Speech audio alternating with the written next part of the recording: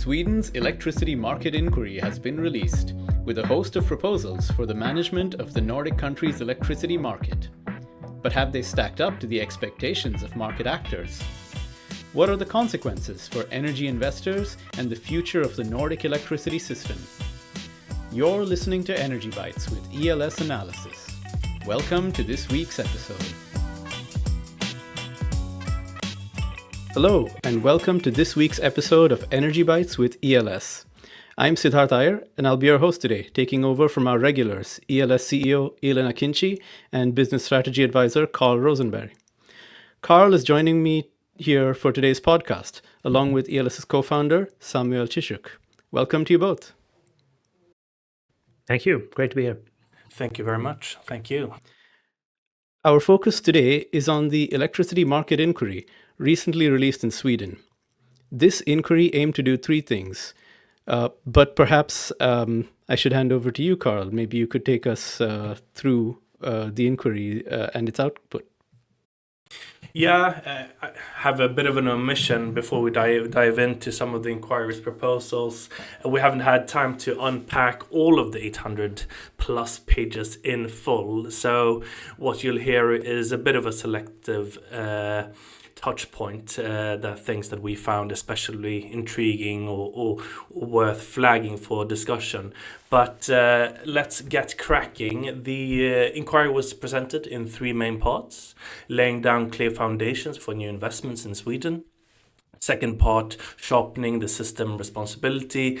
And third, untangling the settlement of signed agreements for electricity consumers, households.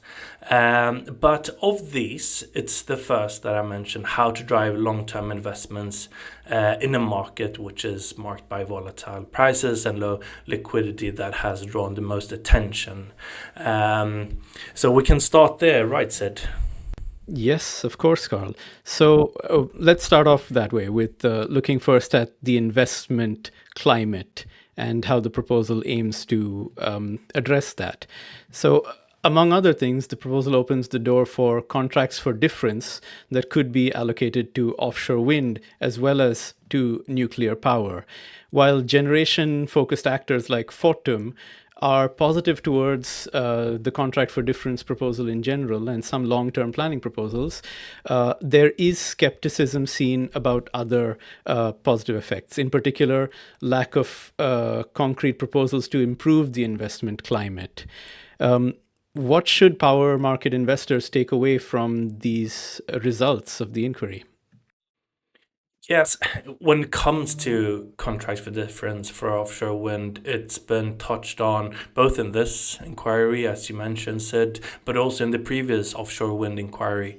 And honestly, that's positive. It shows that there is at least some political awareness of the current market situation, that all capital-intensive technologies now need some type of support in order to scale, in order to be realized, more specifically. But the reality is that it's looking pretty tough to get CFDs for offshore wind implemented in Sweden politically anytime soon.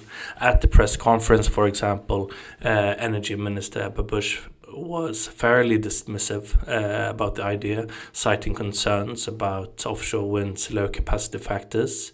Maybe we'll leave the numbers she mentioned aside for now. But the bigger point is that there's a lot of heavy lifting left before anything happens. The government keeps referring to an ongoing dialogue with industry. What's going to be coming out of that dialogue is unclear, especially ahead of the 2026 election. The point is, structurally, the groundwork isn't really done yet. The offshore wind inquiry didn't have a mandate to propose price stabilization mechanisms.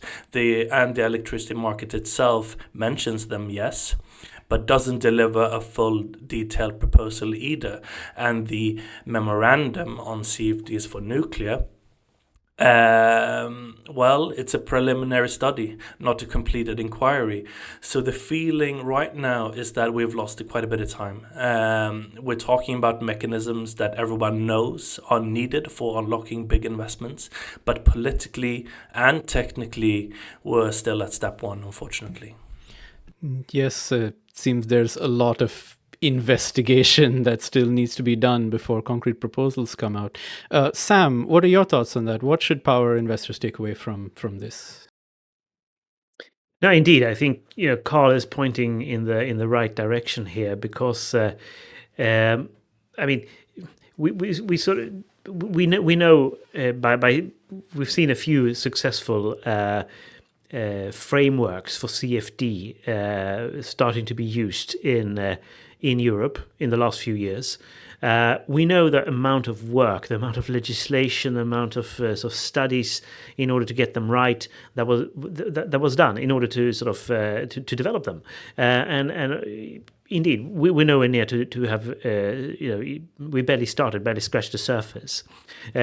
Now, I think that there is still an idea, and this is why it will be very hard to roll out CFDs wider, sort of in Sweden, based on the current understanding of them, or whatever word one should use, because what has been done, sort of versus nuclear CFDs for nuclear, is the idea that that there shouldn't be any.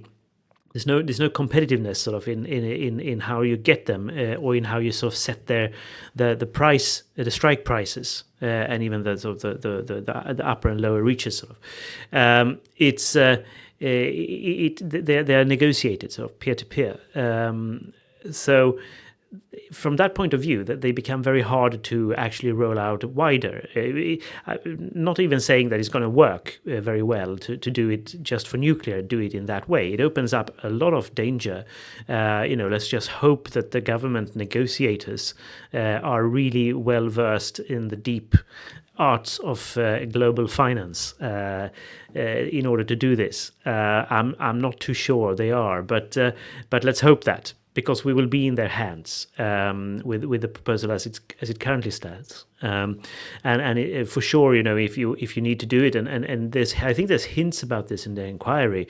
If you need to roll it out more broadly, then you have to have the government has to be able to point to where particular production might be needed, where certain, what types of capacities within that production generation capacity are needed when, and how to sort of pay for that and so on. So there's a lot of definition and a lot of pre-planning and pre-studies that will have to be done by quite likely SVK, maybe with some support from Energy Market Inspectorate, EI, and Energimyndigheten, the Swedish Energy Agency, perhaps, but mainly SVK. And for them to grow into any such capacity will also take time. So there's no radical change. And I think that's the message this week, unfortunately, because we also had the news from SVK and from ENTSO-E that there will be no change to the Swedish bidding zones. So the way it looks now is the way it will look for the foreseeable future. And while stability, as the ADAR says, sort of stability is always popular with investors, I think in this case, we are in a situation where we are starting to see that the market is actually not doing well. We're in a bit of a crisis, actually, although I think a lot of people might not have woken up to it. Power prices are very low. Many actors are bleeding. And we're not only talking about wind producers onshore bleeding. If you're in hydropower today in the north of Sweden, you're struggling. Everybody's struggling. So from that point of view, we're not in rapid electrification in this country because we are approaching a cliff when it comes to building new power production. So there won't be much power production added. But then again, we don't really see market signals asking for it, do we? Yes, very fair point about the CFD design. Well, all points, of course, but the idea of the CFD design is now more of a bilateral negotiation rather than a market-based negotiation. It's going to take a lot of investigation, which needs to consider all this, the system, environment, the grid, the demand, the supply, the view into the future, in order to safeguard investments which exist today, but also that are in the pipeline to come up, and that long-term planning will be very important. I'm not sure we are quite there yet in terms of having it in hand, but there was something within the inquiry proposals to address that, if not fully solve it. And that was about the responsibilities of grid actors, and about grid build out and planning. I'll just briefly go into that. Companies like Vattenfall and Ellevio have welcomed proposals for the long-term planning of networks and production to some extent, which, among other things, should include closer cooperation between the TSO, Svenska kraftnät, and DSOs. In addition, it's proposed that the System Responsible Authority role, which is currently held by SVK, is stopped, and the Energy Market Inspectorate takes over responsibility for reliability of the electricity system. So I'd like to pose that question to you both, perhaps starting with you, Sam, if you will. What are the consequences of this change in roles and responsibilities for the future of the electricity system? Well, I think there's been a discussion actually slowly percolating in the background for a good few years now that maybe SVK pulls together too many core responsibilities and two different core responsibilities, and would actually benefit from being chopped up. In some ways, I mean, there's been different ways to do that. Of course, that's been bandied around, but. I mean, it's. I think this is not a very radical approach that has been chosen, but not necessarily. It's not necessarily bad. I think there's something to it, but of course. There's always when you make these changes, you will have to move around people, move around very particular qualifications that people have, and so on. So that again will not help to speed up anything, but it might be better for the long run actually, because it's. I think one particular problem has been that. SVK has been responsible both for the planning of the future system. To the extent it has sort of been able to do it, and the execution of it, and also in order to ensure that it has been executed properly. And of course, that those three things are not ideal, as we know. I mean, some form of checks and balances is key and a basic concept really in governance. Carl, do you have some thoughts on the planning there? Yeah, I think Sam hit the nail on the head here. I can just quickly add that it's part of a rewrite of the Swedish Electricity Act. Bodis Falushi and his team is aiming to sort of clarify the role here through sort of integrating EU regulation and EU terminology into Swedish law. And I think Bodis Falushi put it very plainly in the press conference that the grid's role in the energy transition is still, for some reason, underrated. And better governance here will unlock capacity gains. And here, today a lot of projects get stuck.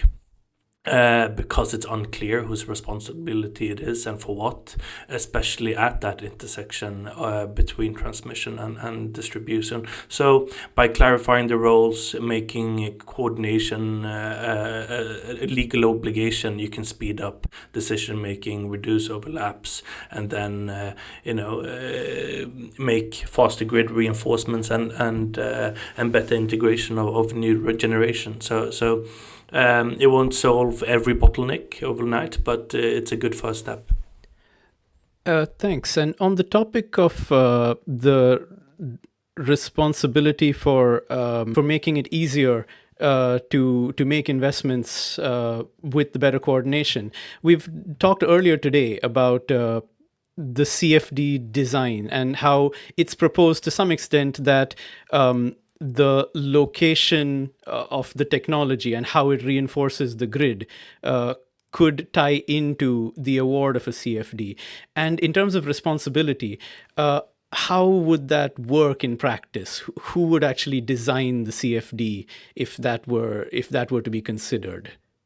the responsibility lie with SVK or the Energy Agency, perhaps? I think that's quite up in the air in terms of really the further process for the CFD design. I guess there's many steps to be considered, but did you have a thought on that, Sam?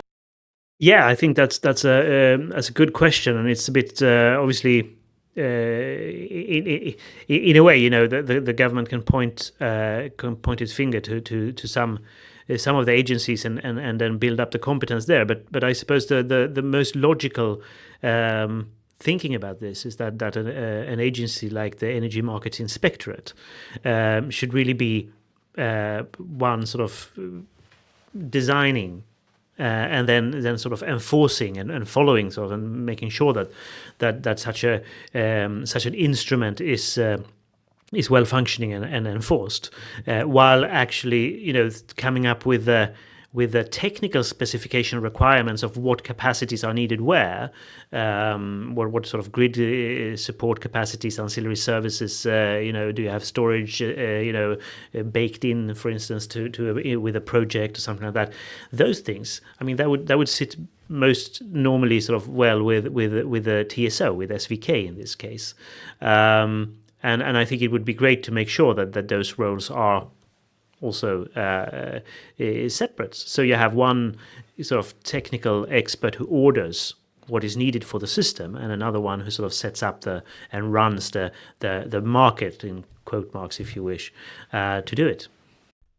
Yeah, I think that's a great point, Sam. I mean, that's sort of why I alluded to in the beginning of the podcast. In other countries, it's usually multiple agencies working together. So you need to get that coordination right before you implement these types of support mechanisms. Take the UK, for example. I think it's the Department of Energy that sets the policy framework, but then you have others, separate agencies like the LLCC, the Low Carbon Contracts Company, that manages it, and then you have the national grid working along with it. And I think it's the same in other European countries. So here Sweden is still in a very early phase, both politically but also institutionally, in sort of building that structure. And that is not only needed for offshore wind, right? That will be needed for the nuclear contract as well.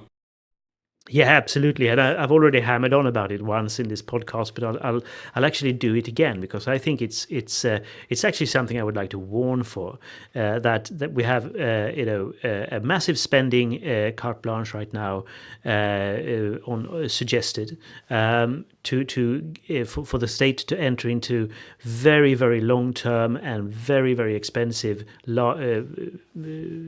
contracts, but very little sort of oversight mechanisms, in a sense. I mean, obviously these are business contracts; they can't be, completely transparent. But there need to be some form of sense that it's not just done sort of within one agency. For instance, in Sweden, it would be a very small group of people within an agency then dealing with it, because we're not a very big country.